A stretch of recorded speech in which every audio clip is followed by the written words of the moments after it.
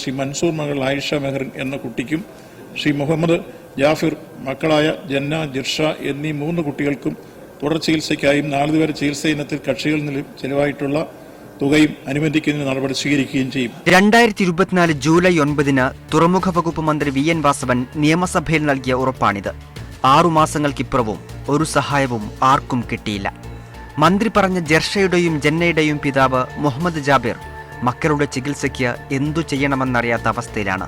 ഭാര്യയും മകനുമടക്കം കുടുംബത്തിലെ 11 പേരെ നഷ്ടപ്പെട്ട ജാബിറിന് ഈ അവഗണന കൂടി താങ്ങാൻ വയ്യ. റോട്ടപകടം അന്വേഷിക്കുന്ന ജസ്റ്റിസ് മോഹനൻ കമ്മീഷന് മുന്നിൽ ചികിത്സാ സഹായം ആവശ്യപ്പെട്ട് അപേക്ഷ നൽകിയിരുന്നു.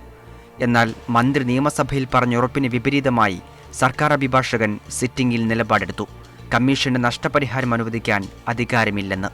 വിദഗ്ധ ചികിത്സ ആവശ്യമുള്ള 3 കുട്ടികൾക്കും അതിജീവനത്തിന് സർക്കാർ സഹായം കൂടിയേ തീരൂ. ചികിത്സാ സഹായം അനുവദിക്കുന്നതിൽ കൃത്യതയുള്ള തീരുമാനവും പ്രായോഗിക നടപടിയും മാത്രമാണ് ഇവർ ആവശ്യപ്പെടുന്നത്. 2023 മെയ് 7 22 ജീവനുകൾ പൊലിഞ്ഞ താനൂർ ബോട്ട് ദുരന്തം.